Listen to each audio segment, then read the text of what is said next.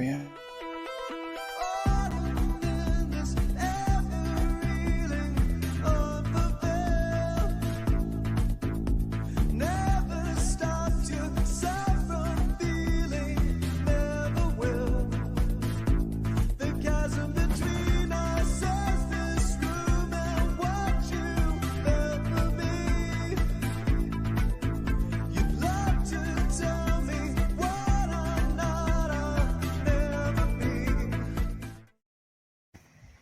Good morning, everybody. It's Monday again, and it's November.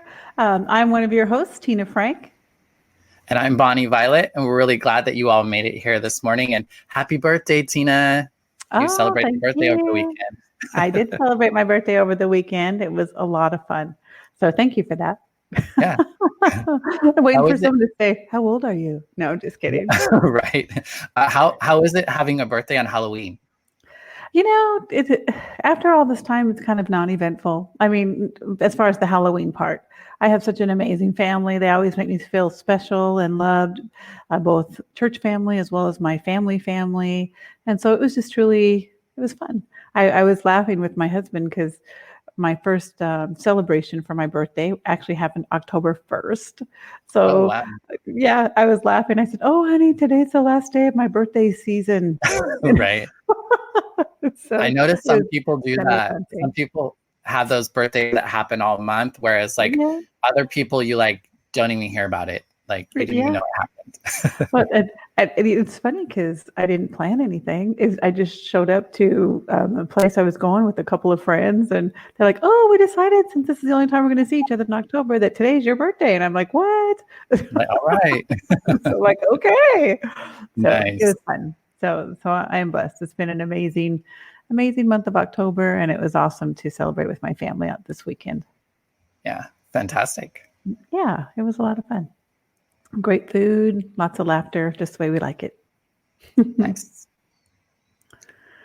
So, hey, Duane and I was having a conversation before my birthday on Friday. We were connecting, and it's really important for us to make sure that we are talking about things that might be something that you're interested in. Duane and I love to communicate together. We love to just, do life together. And we're really blessed to be able to do that.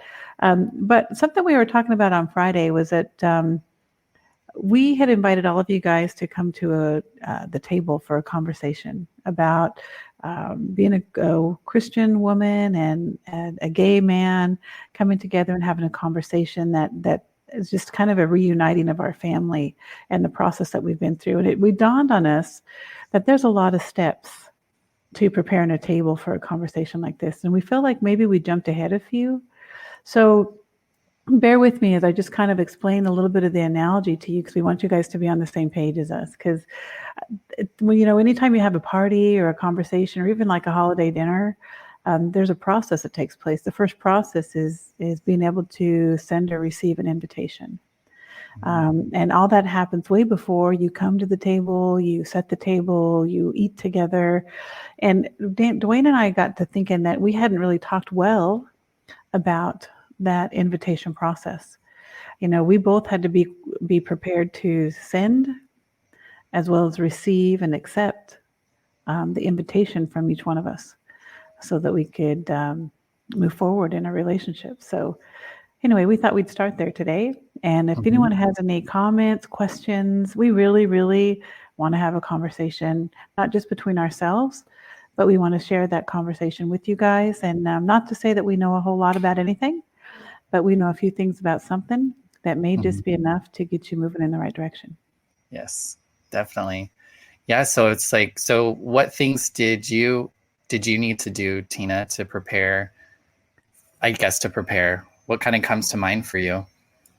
I had to kind of overcome some things that I had been taught, and maybe not even taught, maybe things that I just believed based on the culture that I was in. For me, the church, and I say the church just because that's who I am. I'm the church now, or church lady now. Right. But even in our little community where we grew up, there was no exposure to anything outside of folks like ourselves. And we had a definite idea about other folks that weren't like ourselves, not just gay folks, but other folks as well, just because it wasn't the norm. So like any other normal human being, we create an opinion based on the things that we hear, the things that we see, the things that we're told, or the culture that we have around them. So when we got to this point, when being in Arizona, me being a single mom, you being a man of faith that had realized they were gay. We already talked about this, went into protection mode right away, but there was a lot of things that I was feeling at that moment. And when I realized that I had overcome some of these things, these thoughts I had, these ideas I had, these feelings that I had, and in that protection mode for you, I realized I didn't share that it was also a protection mode for me. Because, does that make sense? Because, yeah, how so? Well, if I can protect you from whatever the people around us, specifically in the church, might think, then I would be protecting myself also, because you and I were in community together. Right. That was in a time where, and I'm just going to back up and be a little more vulnerable a little bit. This was a time in my life when I really was not doing the things that I should be doing to be classified as a perceived or a cookie cutter Christian. There were a lot of things in my life that weren't good, and I had stepped away from a lot of that. And when you came in originally, you were on fire for Jesus. And so for me, that was like, it was kind of a re-nurturing of that thing that I had kind of let go and set aside. So when that re-nurturing happened, and you and I then had started on this journey together, it was like a whole new level of, community, a whole new level of togetherness, because we're in a whole new place. We're in Arizona. We're no longer in Idaho. We're in a new space. We got new things happening around us. We're doing this together. So we started on this journey, and then when all this happened, the perception of all that stuff that I brought with me from Idaho hit. And I'm sure you were having a similar experience on your side, because we were neither one of us able to really talk about it in the moment. Yeah. And I think for me, I was going through it like on the inside. Like it wasn't something that was obvious maybe to some people that was going on for me, that I was, because not long after I moved to Arizona, I felt called to be in ministry and to be a youth pastor. And so I, enrolled at Grand Canyon University. And so, yeah, I was definitely in a trajectory where, like Christianity and even being a pastor and saving people for Jesus was like a really big part of my identity. And then once my sexual orientation kind of came into question, it really was, I didn't feel like I could hold them both at the same time.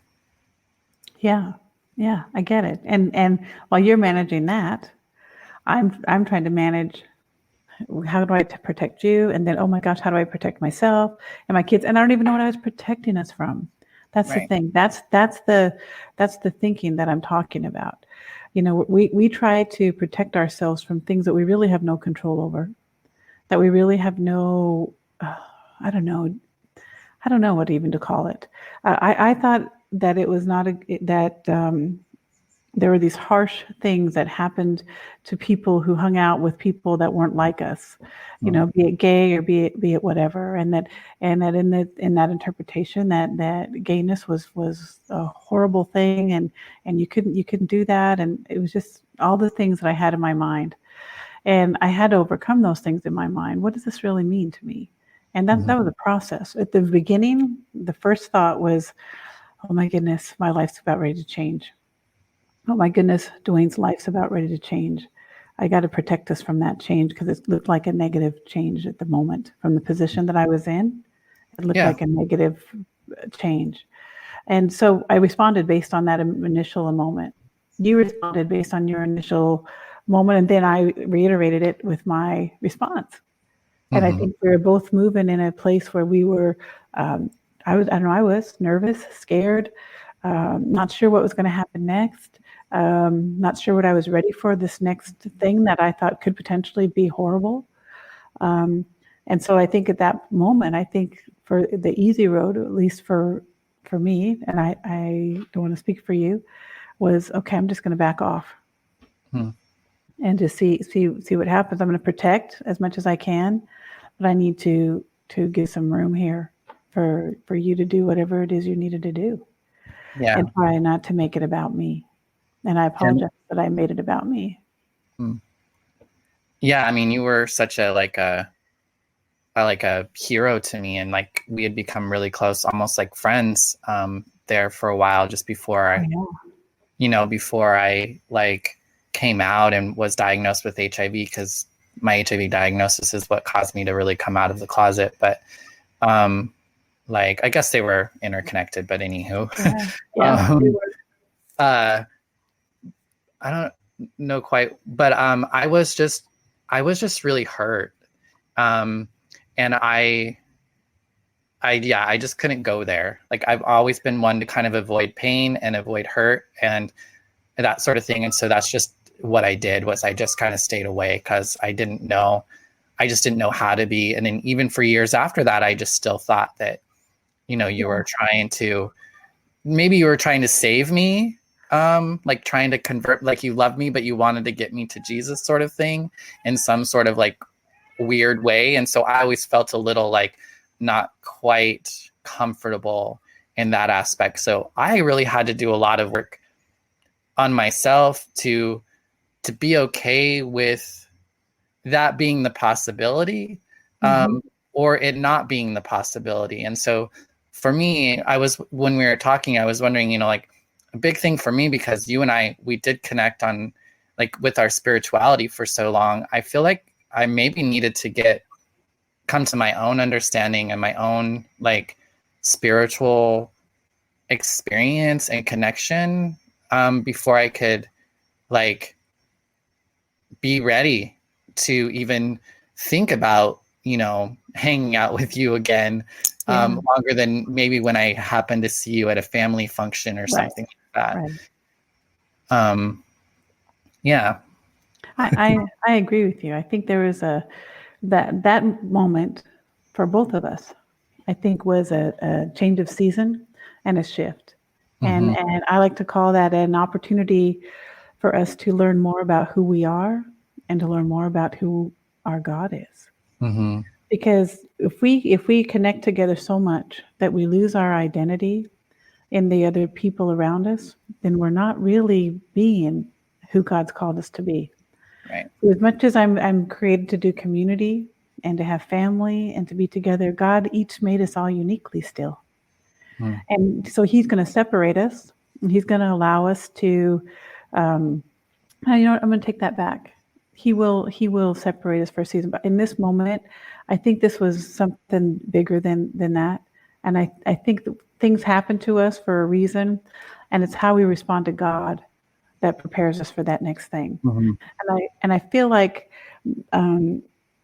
it's so amazing to me, because we didn't have any conversations. We just assumed. I assumed you were doing this and so, and doing this and so, and you assumed I was going to do this and so, and try to tell you have to come to Jesus and all this stuff. We were just assuming these things when we weren't having any conversation with one another. Right. And I'm like, oh my goodness. And I remember when I would be praying for you. And it had been a while, because I went through a lot, and I'm sure you did. And we don't need to go through all those details here now between play by play. But I lost sight of my faith for a while after all that happened. And I got more introverted into myself here in Arizona, and less willing to participate in the family in Idaho for a while. And so I had to have that space so that I could figure some stuff out. And it got to a point where I was so frustrated that I didn't have someone to be in community with.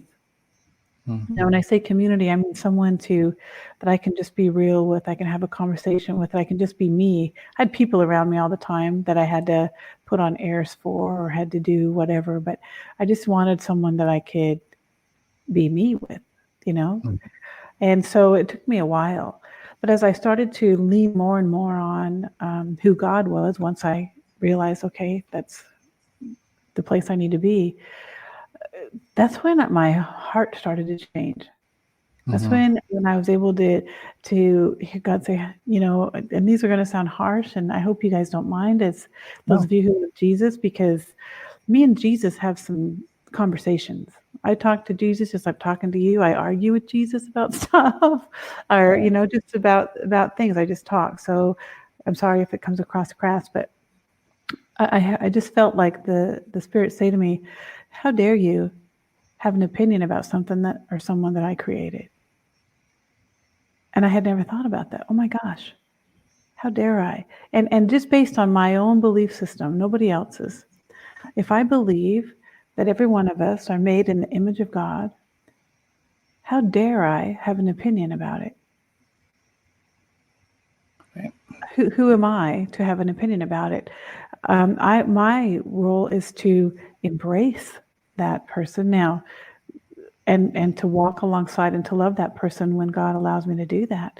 So I really had to go through a process of understanding, okay, who am I? Because that's really the only thing I can change. Right. Who is it do I believe that God is for my life? What is the desire of my heart for the people that God has put around me? And those were some really hard questions that I had to ask of myself. And then once I answer them, and you know what? We all have Sunday school answers for some of this stuff. Come on. Stuff we've learned in Sunday school, stuff we've learned from culture, not just in the church application. I call it the Sunday school answer. The thing that we've been taught to believe, because we had it from day one. That's what caused some of the problem, was some of that thinking. And so as I was able to bring that up in my spirit and decide for myself and set some of that stuff aside. And I realized over time that, you know what, the only thing I really, really need to do is just to love people, allow them to be who they are. And when I'm asked, share my loving opinion in prayer. That's it. Yeah. Do you mind if I ask you, No, ask me whatever I know you want.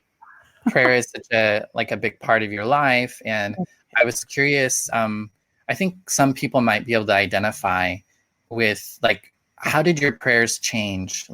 What was your prayers for me prior to you kind of having that conviction from God about questioning his creation? How did your prayers change? Well, I've learned over the time that I need to not pray my agenda for the people that I love.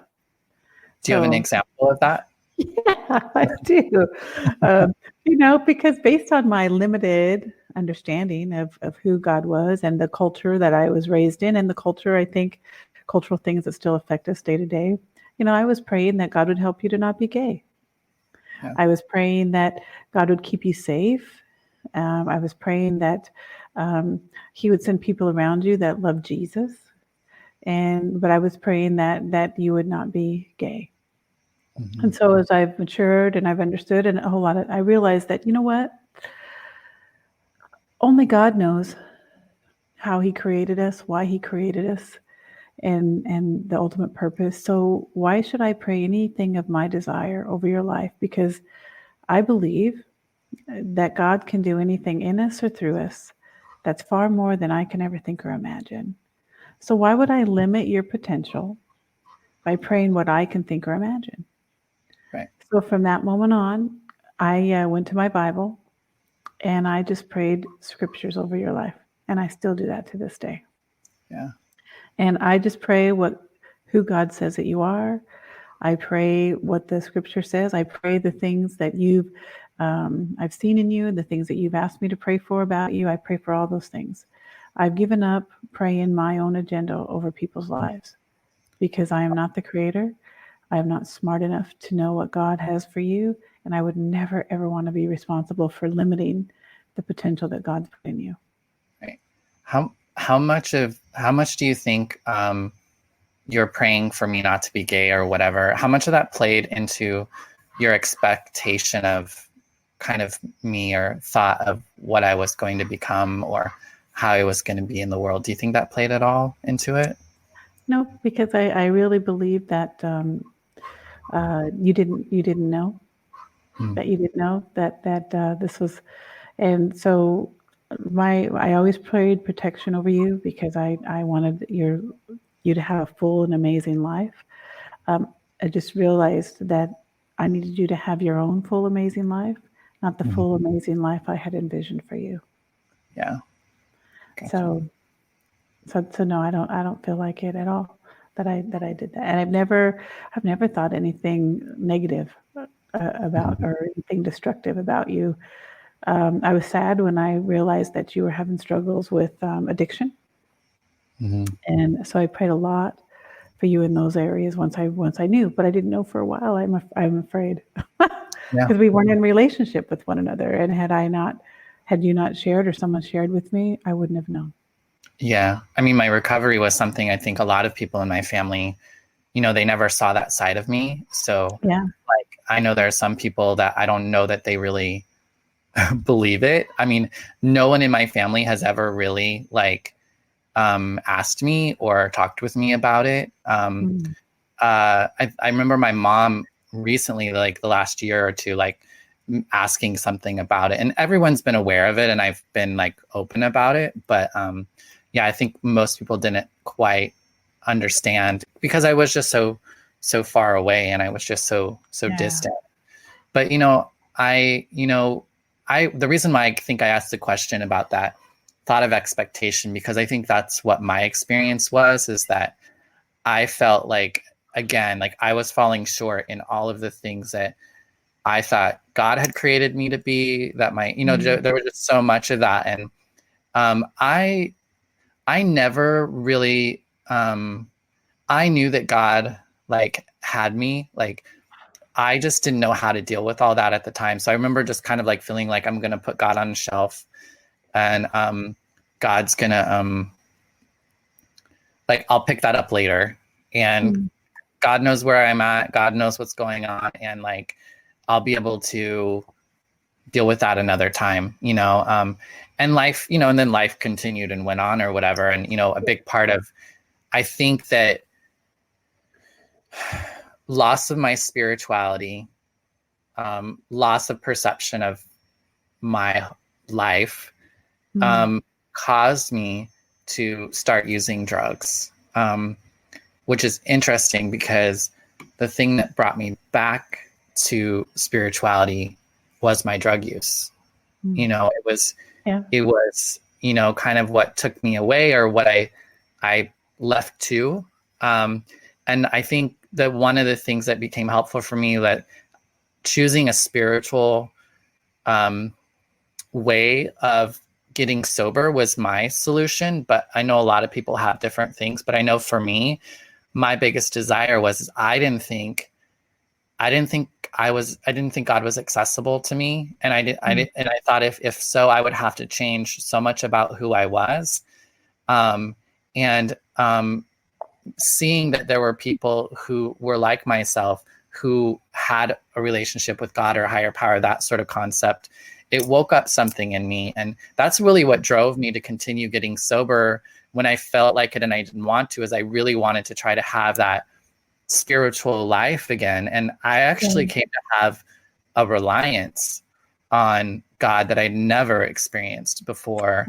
um, before getting sober. And to this day, that's still kind of where I at, is I have a reliance on a higher power. I don't know where I was going with all that, but It's all good. It's all good. You know, um, go ahead. no, I just was umming with space, I guess. Ah, God is so faithful to all of us. And all those things that we experience, and God just wants us to lean on Him so we can navigate. So let me Mhm. ask you, Duane. So what gave you what changed that you decided you wanted to reach out to all of us, your family? Um, Prompted you to send us an invitation to get to know you again?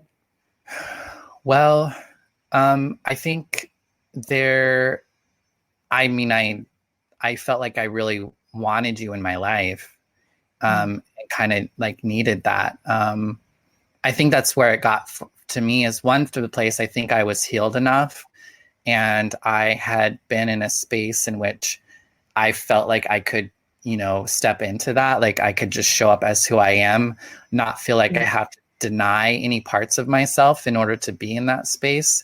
But to also, I think, still be like, I had to also be willing to like let you do it wrong. In my point of view, like a lot of what I've been having to do now to invite other people to the table or to receive an invitation to the table is to kind of let go of that. Like it has to happen this way or it doesn't, it's not, it's not correct. It's not the right kind of love, or it's not at the right level, or they don't really see me, or that sort of thing. I've had to really kind of let go that need for approval from other people, even my family. And because I think it all starts for me with my higher power concept. I believe like the more I see God, like the queerer and transer I become, like, and for me, that's part of like me being able to connect purely with me and God and co-create. Like this is the result of that. And this was something that was meant to be created a long time ago. And just wasn't at that place to do it. So I think, me being able to have that relationship with God and know that God loves and accepts me as who I am because God continues to create me as who I am, then it doesn't matter what all you think. And I don't necessarily need that approval, but there's still kind of that child in me that, wants. Exactly. Yeah. Expectation is something I think that we all do. We expect certain responses, we expect certain environments, we expect all these things, and an expectation of how people receive us. And I really feel like that's a giving up of control over who we are when we put those expectations in other people's hands. Right. Because unless we can do like you've done, Duane, and decide, you know what, I appreciate your expectation, but I'm not going to let it sway me, then I think we put ourselves in an opportunity to become a victim. Just like an example, if you're going into a room and you want to make a grand entrance or whatever, and it's not received, or you're wearing the same dress as someone else, all of a sudden you've got that expectation blown. You're going to be, the expectation's gone, and how it manages us at that point, or how it affects us at that point. That's the growing part. That's the important part. That's the part that carries the substance. And I've had to learn that over time, and learning that over time I feel like gives me the confidence to be open. Be open to people, and to be open to say, you know what, I'm not sure what's happening with my nephew. I'm not sure what's going on in his life. I'm not sure. I saw him at whatever after so many years, and it was okay. We talked to each other briefly, whatever. But when finally the opportunity came for us to connect at a different level, rather than just a, hey, it's up kind of a level, I felt like that had to be okay with me. I had to be okay with you thinking whatever it is you thought about me. It didn't matter. Yeah. And I'm sure you had to take the same stance. You had to be okay with whatever I thought about you. It had to not matter and dictate your next emotion. And it did for a long time. So that's why I was just away. Do you know what I mean? Like, that's what I had to be able to do. And I remember like one time when I got a realization just before I had an opportunity. There was this guy, and he was walking cross country from Seattle to Washington, D.C. to bring in gender and sexual orientation discrimination. And he was walking from Boise to Twin Falls, which would take you right by where I grew up. And so I decided to walk with him. So I walked 130 miles from Boise to Twin Falls.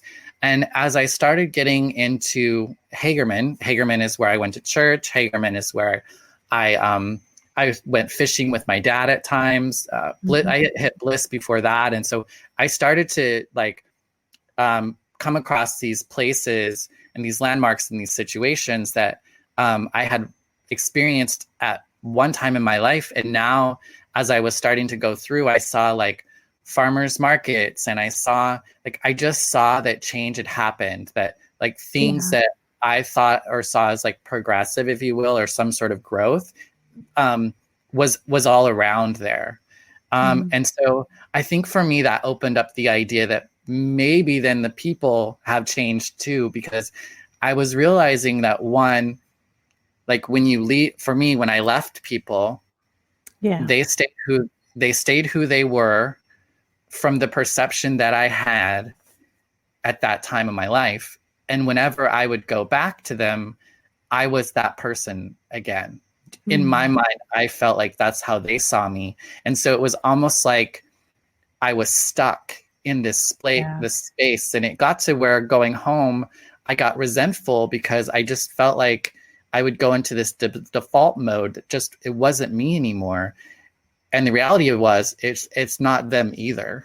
And so I think I've had to get past, and it's not even past, because it become aware of like myself and my stuff, so that I could then see also that other people maybe have their own like fears or those sorts of things as well.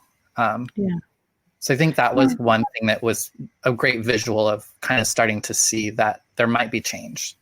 Yeah, that's a great analogy. It's easy for us to get caught up in the lies that we're told in our spirit.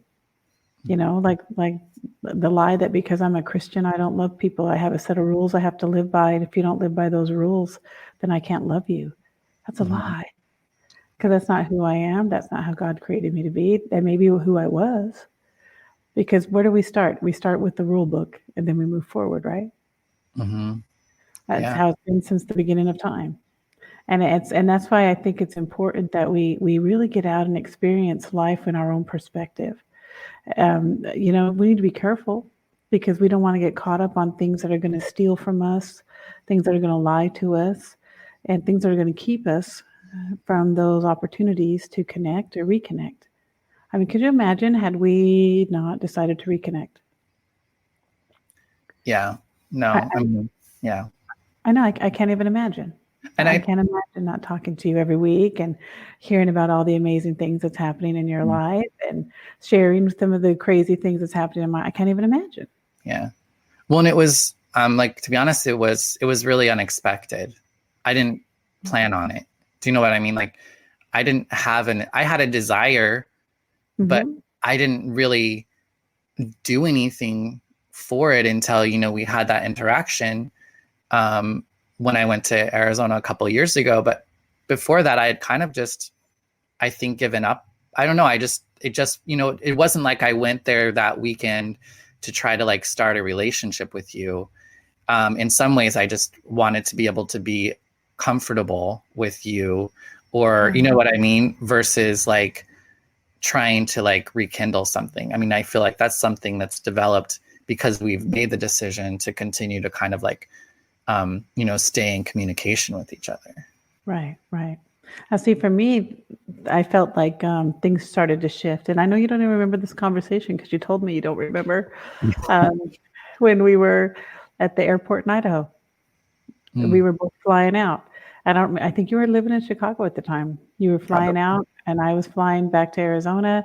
And I think I gave you a ride to the airport, or we were at the airport for an hour or something before one of our flights left. And we sat there in the little bar there and had a bite to eat and talked.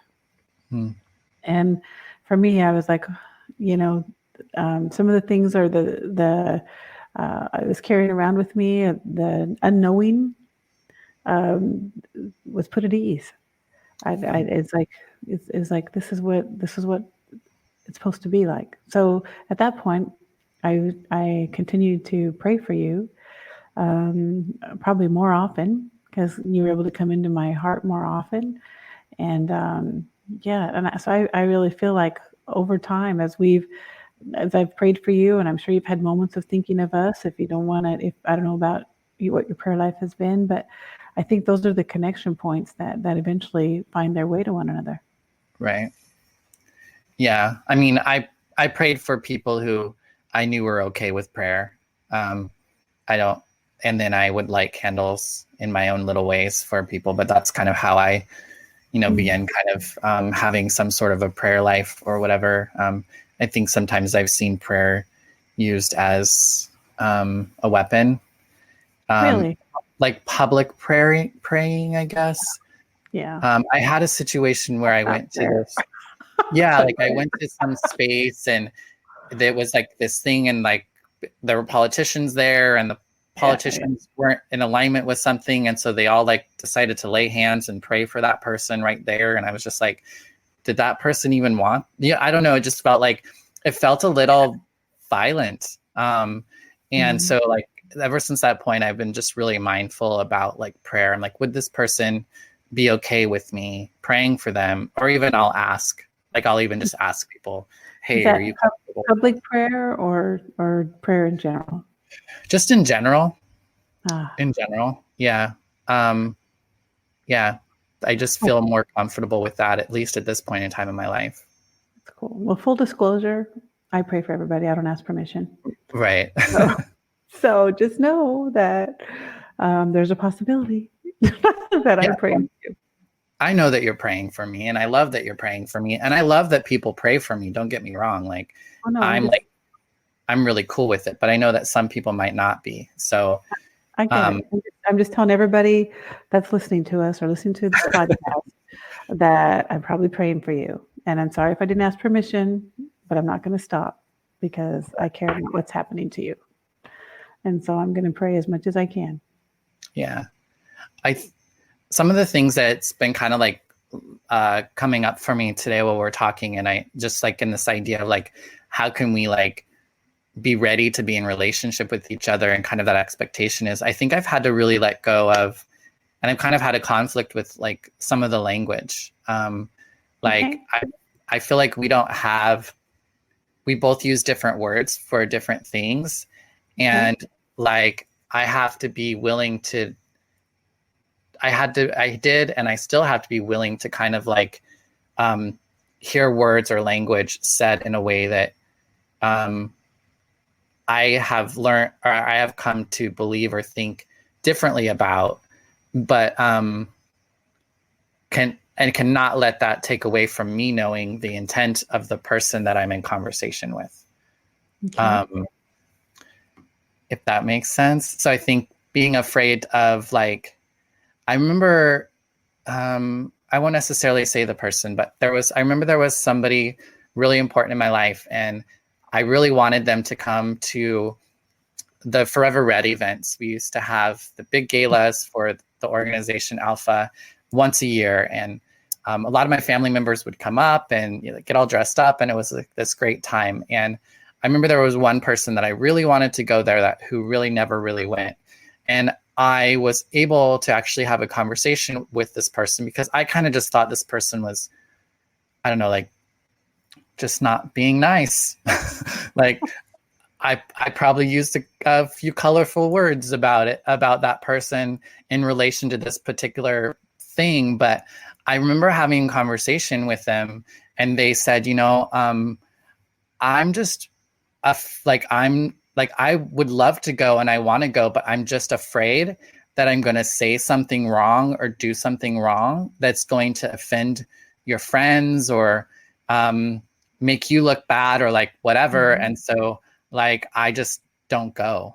And I was like, and I could connect with that. I was like, oh my God, so you're not like this big jerk. Like you were just afraid of like actually causing harm. Not, you know what I mean? Like, and so like I could relate to that. And I was like, like I'm like my friends, like we're all used, like we're all used to being called all kinds of things. So like we're okay with that. And you're like this person in my life, like, and they know that like there's not anything that you're going to be able to say or do that's going to be like hurtful to them.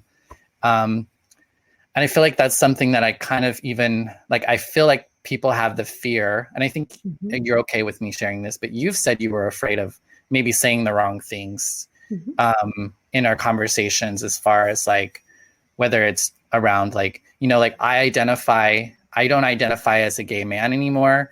I don't identify as Duane. So Bonnie Violet is just who I am all the time. Like, and you like, and I have to be okay that that's a process for people to get to that space with me. I haven't been able to share that with everyone either. And so I think those are some of the things that I've been having to kind of figure out exactly, and like how important it is to me. And do I need to correct, like, because I think there's a space of changing and coming to know, but eventually there has to be kind of an agreement on things. Does that make sense? Yeah, I think so. And you got to remember, when you put things out there like that, sometimes it's easier for people just not to address it, or to just, like your friend, or like we do. Okay, I don't know how to respond or how to act. I have no desire to offend this person, so I just won't interact. Yeah. And so we just have to always be cautious of that. Yep. No, that's what I mean. I mean, I think from my point of view, I can just be thinking like, maybe they just don't know. They just don't know. Yeah. And there's a lot I don't know, just so you know. Oh, well, and there's plenty that I don't either. And there are plenty of things that I've learned that's not helpful either. Yeah. So it's just about being able to be really honest with myself. And I'm also like a big people pleaser, and I want to be nice, and I want to be kind, and I want to think the best of people always. I don't always feel that way. And if I'm honest with myself, think that way. But, that's how I want to be. And so, but sometimes I have to be mindful about how important it is for me to be seen a certain way, while also allowing somebody the grace to come to that, because it's taken me a while. It's taken me a while to get here. Yeah. I think that's a good thing that you bring up, because for us to move forward, we have to be willing to sacrifice. I mean, that's what you're talking about. We're sacrificing our perspective, maybe an emotional response, maybe a space we want to be in. I'm willing to sacrifice that if it means that you and I can be in relationship together for now, for a season. I'm willing to sacrifice and be willing. If you want to look at me in a different perspective, or only see me in a limited capacity from what you've known before, I'm willing to allow you to do that. I'm willing to sacrifice that part of myself so that you can do that, and I can bring you along with me. That's an act of love. Yeah. And I think that's something that we don't do enough of, not just in the church, but in the world as we live it. Yeah. We're so busy wanting to be respected and wanting to be this, that, or honored for this, or recognized for this, or whatever it is, that we just need to be willing to surrender up some of that stuff so that people can be in communication with us and life with us. So anyway, that's a good share. I appreciate it very much. Yeah, no problem. And we did get a comment from a regular listener, Kim, and she says, I've been realizing that in myself that I continue to call you Duane, but truly it's out of habit. I have to remind myself that it's Bonnie, and also the pronoun of she. If I mess up now and then, I apologize. Totally not intentional, my lovely friend. And I know that, Kim, and I know that it's, honestly, it just hasn't even been really that clear. I think that that's my expectation, and that's where I'm at, because I have been pretty like loosey-goosey about it. The reality is I've had she pronouns for at least 6 years now. But those are things that I haven't had conversations with people about, partially because it's for me, and it's for me and my closest friends, I guess, like those in my closest circle. Because I think I was afraid. I'm still afraid somewhat of how people are going to respond to it, partially just because I'm still coming to know myself more and more every day. So don't feel bad about it. I know that it's a process for all of us, in kind of figuring out where that goes, and I think it's even more confusing potentially for people because I'm Bonnie Violet in drag, which this is me in drag. This isn't like me as Bonnie Violet on like Monday. Well, it is Monday, but like going to the coffee shop or whatever, and so. And I'm more in the non-binary kind of like space. But anyway, that's a whole lot of conversation. But I think language and being, again, not assuming the worst in something and being able to potentially let it go, but then also maybe at some point revisit that conversation. I don't know. I'm just coming to realize some of this like right now. I wasn't caring as much, and all of a sudden I am. Like it lands on me differently than what it used to. And so so I'm like it's okay. It's okay. A little emotional, but it's okay. I can't explain why it's that way. I just know that it is. I know that when I hear somebody call me she and call me Bonnie Violet, it lifts my spirit. When I hear other than that, it doesn't feel the same. And for whatever reason it doesn't. And I was not planning on like going here, but it just kept, when we were talking, it just kept coming up and coming up and coming up in my head. And I was just like, maybe I'm just supposed to say it out loud. Because part of the thing is like, I'm battling with this with myself. I'm not sharing it. So if I'm not sharing it, then how am I going to expect the people around me to really get it, Well, I will do my best to figure that out. It's just, I've known you since you were a baby. So. I know, and I don't want anyone to feel bad about it. And I think it's also difficult for us when we're talking about past times. Like in my past, in those moments, I was Duane and I was he and I was a gay man and, those sorts of things. So I think that's also becomes a little like can be confusing because it's also important to be able to, I think, speak to those parts as well. So I wasn't saying it to make anyone feel like to call anyone out.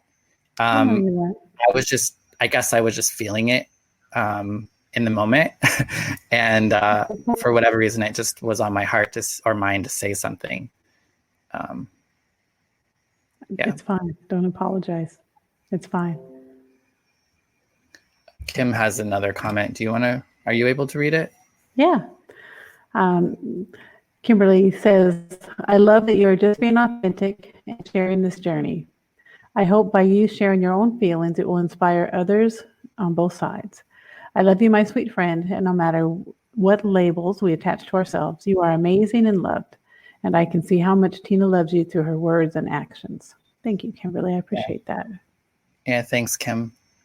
And I like the idea that you said labels too, because like a big part of my journey is like, I want to know and feel that I'm whole.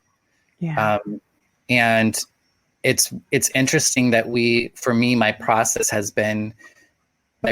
to wholeness has been living in identities, living within labels that separate me from that wholeness. Right. And so, and part of it might be, I might be able to have, like, I'm having an experience with my whole self, like, but the challenge is when the people outside of me, like, how do I have a whole self, I guess, experience with people as well? And I think that's where I'm trying to like figure out, so maybe that's part of the question is that, we got to be good with us before we can really like receive an invitation to go to the table. Yeah. And we have to be willing to sacrifice and be vulnerable. You have to be willing to sacrifice some of those things so that people can find a connection point. And I think that's what you're doing and what you've done. Yeah. And all of us, and I think that continues to be an opportunity for us to continue to surrender ourselves, to continue to submit ourselves to the people around us that we love. I don't want to be the person that everyone's so uncomfortable with that they're not going to be able to say something right or do something right or whatever, that I'm not going to get to have coffee with them or be invited, or when I am, that everyone's just on pins and needles. And I don't want to be that person. I am willing to set aside some of those things so that I can interact with the people that I love and to have an opportunity to do life with them. Yeah. I mean, that's basically what it is. I daily have to remind myself that, it's not about me.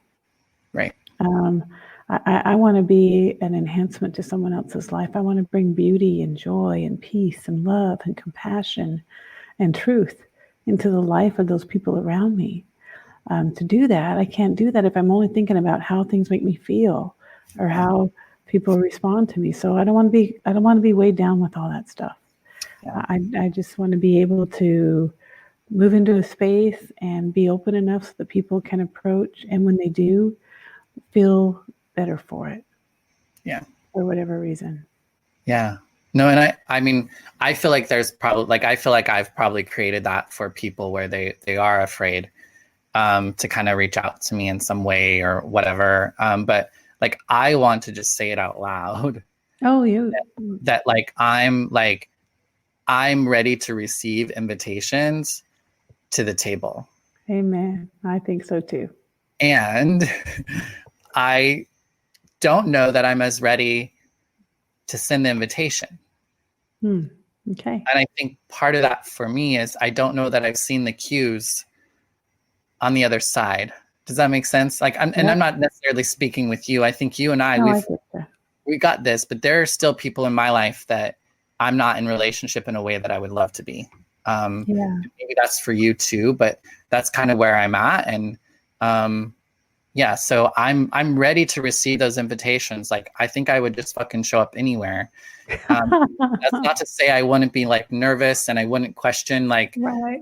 How do I show up? Like what? Because there are so much parts about me that's not, I recently got asked to say the prayer at my cousin's funeral, which like it was one of the most sweetest, beautiful things that I was asked to do, but I was petrified about like, how do I show up? People don't know me as Bonnie Violet. They don't know me in this way. How can I still show up in a way that feels good on me, but also doesn't make it about me? Because a funeral is not about me in no way, and I didn't want to make it about me in any way at all. So it was, luckily, I was able to do it over the phone, but like it worked out, fine. But, those are the things that, sometimes I wish I didn't feel the way I felt and think the way that I think and be afraid of the things that I'm afraid of. But at some point I just have to like recognize and acknowledge that that's what's going on so that I can let go of it. Like for me, that's what I try to give to God. Right. So that I can just move forward so that it's not all about me. And, because it's way too much about, about me in my mind and in my life. I think we're all like that because it's all about our ways. Right. That's funny. Yeah. All right. Go ahead and read from Kimberly. All right. So Kimberly says, we are always evolving. It is what we are meant to do here. Our journeys may look different, but we are like a caterpillar evolving into a beautiful butterfly. Duane has evolved into Bonnie, and that is just a beautiful part of this crazy life process. Tina is working to become the best self she can, loving unconditionally. I too am on a spiritual journey. I'm just so glad we are all doing this together on this planet at the same time. That's beautiful. Thank you, Kimberly. Yeah. Yes, thank you. So, how are you feeling, Tina? I'm feeling just fine. And I appreciate you being open and honest because I think that's where real growth happens for both of us. and hopefully for some of the folks listening to us. Because these are real conversations, and I don't want you guys to think that we're always sweet and loving and pleasant. There are days when we are not. You guys just don't get to see those days. Yeah, I mean, I So don't you think get to see the fruit of those days. Yeah, definitely. You Yeah, get to be you and well. I've never really had a huge knockdown drag out of any kind. No, But yeah, but yeah. it doesn't mean we haven't had some like uncomfortable moments. That's true. That's true. But I think a lot of it is just our inability to just say what, like our inability to just like say it. For fear of, again, I think like for fear of causing some sort of like throwing some sort of wrench into the mix. And so I know that I want to be able to bring all of myself wherever I go. And I just have to I'm the one who has to continue to do that as well, because sometimes I don't, and then I get mad that my whole self isn't there. Yeah. I think we all struggle with that. It just looks different physically on all of us. We all need to show up completely, and we all need to be able to work past what other people are thinking about us. Easier said than done, I know.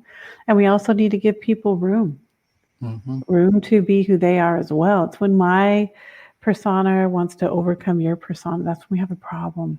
Yeah. And we all need to learn to be together, love one another, respect one another. And you know what? That's it. That's it.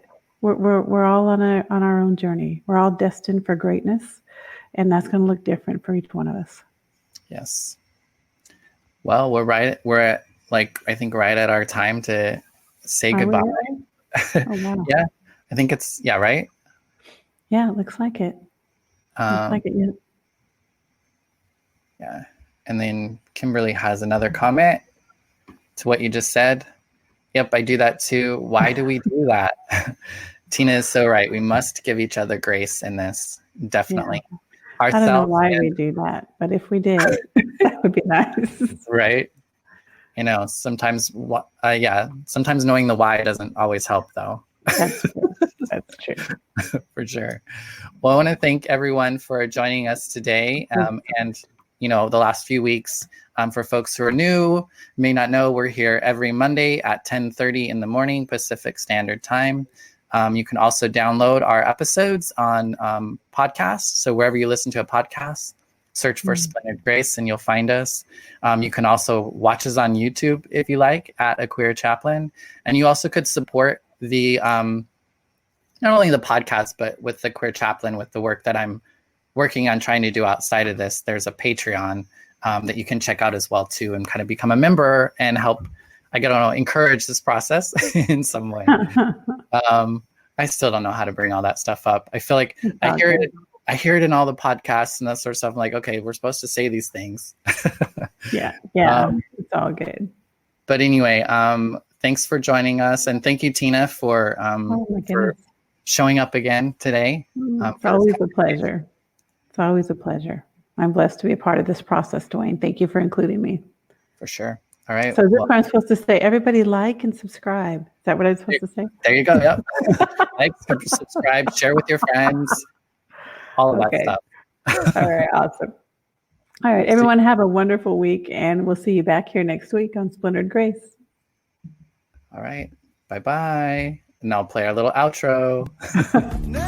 Splintered Grace podcast is brought to you by A Queer Chaplain. Follow us on all of our social media, Instagram, YouTube, and Facebook at A Queer Chaplain. Listen to us wherever you listen to podcasts. Subscribe, comment, like, and share. Feel free to tip us at Venmo, Bonnie Violet, and support monthly on Patreon. The song is original by Steven Sandnoff. It has them between us. Rest in peace, Steven.